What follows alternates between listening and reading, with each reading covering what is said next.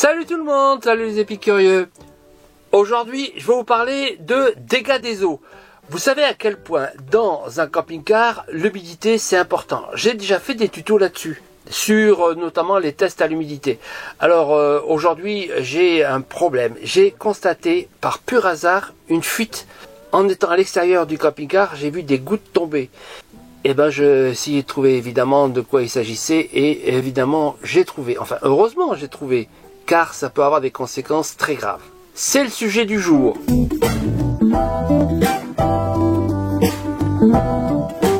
Si ce n'est pas encore le cas, n'oubliez pas de vous abonner, de mettre des commentaires, de mettre des likes. Merci, à bientôt. Dans le sujet du jour, je vais vous montrer ce que j'ai découvert après ce constat de l'extérieur. Eh ben, je découvre qu'il y a de l'eau qui coule quand on prend sa douche. Et là, je suis en train de regarder d'où ça fuit.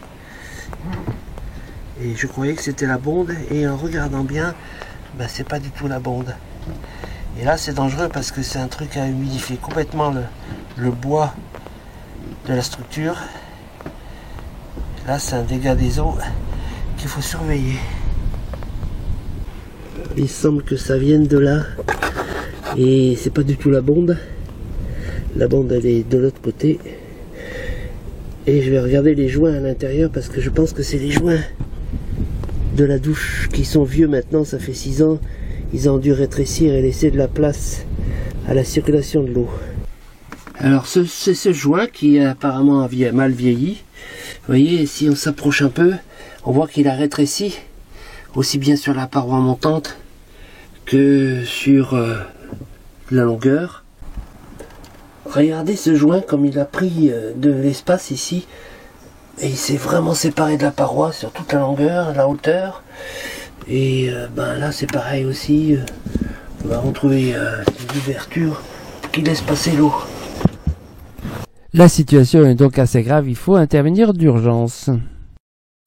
Et donc le test que j'ai fait avec la douche a permis de vérifier que ben, si on laisse couler l'eau ici, elle ressort en bas. Donc c'est hyper important de refaire tout le joint. Elle n'a plus qu'à tout nettoyer et refaire un joint propre sur tout le tour du bac en fait. Alors est-ce que j'ai ici de quoi réparer?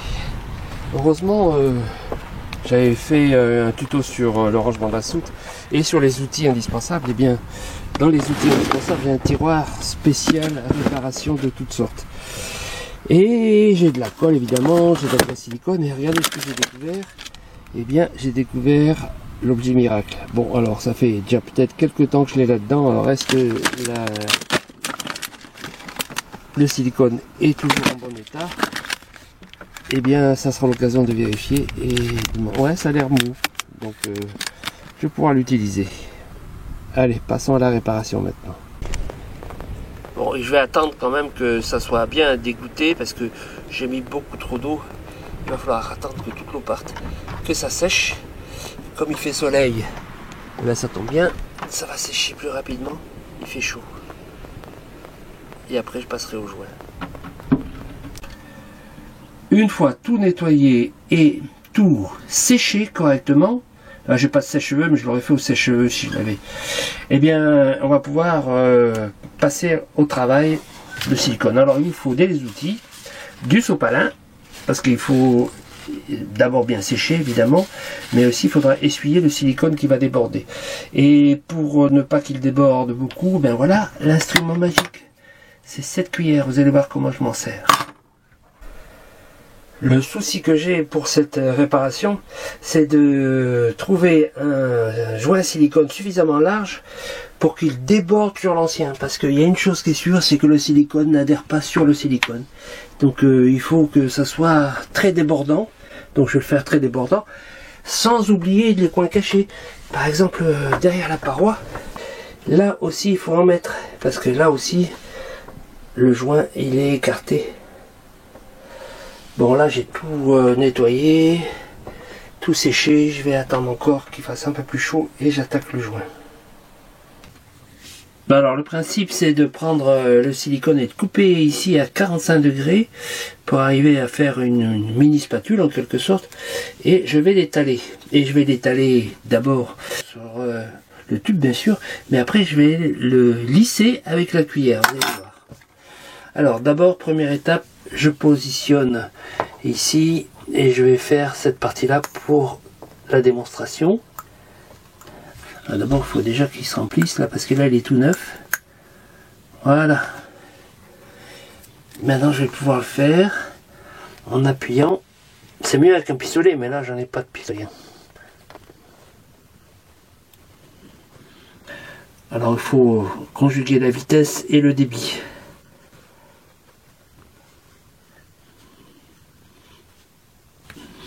Bon voilà pour le principe, et je le ferai après sans la caméra, mais c'est juste pour vous montrer.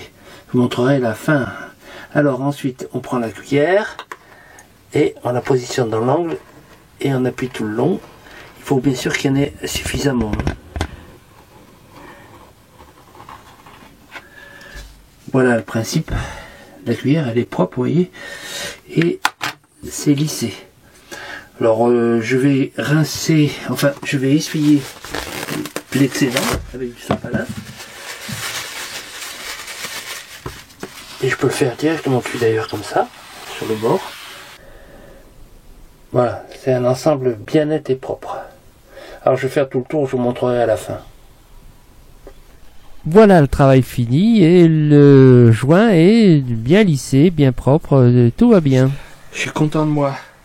J'ai fait un joli travail. Ouais, c'est beau comme si c'était tout neuf. Ouais, et vous voyez là, avec le petit tube qui est là, ça suffit.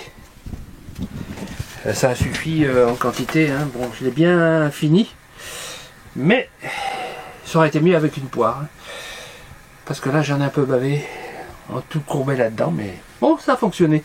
Je vais faire après ça un test, j'attends que ça sèche, et je vais faire un test à l'eau. Et vérifier de l'autre côté, vous avez vu les gouttes sortir au début, et bien là normalement elles sortent plus. Enfin, c'est ce qu'on va voir. Il est temps de passer au test.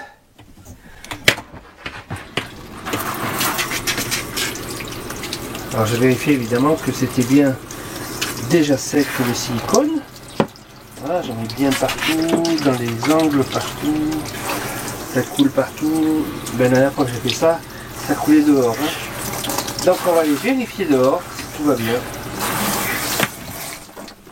Si vous voyez les joints écartés comme je vous ai montré, en fait il faut faire des tests d'étanchéité. Mais si vous faites un test d'étanchéité, ça se fait de l'extérieur du camping-car. Et de l'extérieur, ben vous allez rien voir.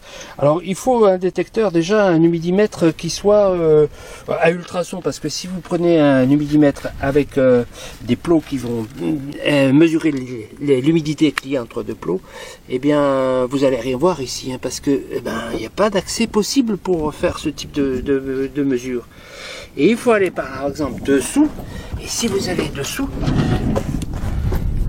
vous voyez qu'on voit pas grand chose, et que c'est difficile ici de faire un test d'étanchéité comme on le fait sur l'extérieur. Donc en fait ça sert pas à grand chose, hein. Et puis vous allez quand même pourrir tout votre bois si c'est en bois. Alors là moi j'ai de la chance, c'est en polyester et donc ça pourrit pas, mais quand même. Et voilà, c'est là où ça fuyait, hein, avant la réparation. Et il n'y a plus rien qui coule. Et encore on voit encore la tache de l'eau qui avait coulé auparavant, et maintenant ça coule plus. J'ai une étanchéité qui j'espère va durer, mais j'en suis pas sûr. Donc si jamais je revois des gouttes, je vais surveiller, parce que le problème c'est que maintenant avec l'âge, faut tout surveiller. D'une manière générale, dans un camping-car, il faut sans arrêt avoir l'œil à tout. Et là, si j'avais pas vu ces gouttes, j'aurais peut-être abîmé complètement la paroi, et j'aurais eu un beau dégât des eaux. Eh bien heureusement, j'ai réussi à faire cette réparation. Elle est extrêmement simple. Je ne sais pas si elle va durer dans le temps, mais déjà, je suis content d'avoir arrêté ça, parce que les conséquences peuvent être très graves. Ça se compte souvent en milliers d'euros quand on doit rattraper un petit truc comme ça. Ça se voit pas de l'extérieur, ça se voit pas de l'intérieur, et pourtant les conséquences seraient très graves. On verra ça plus tard. Ciao, bye bye.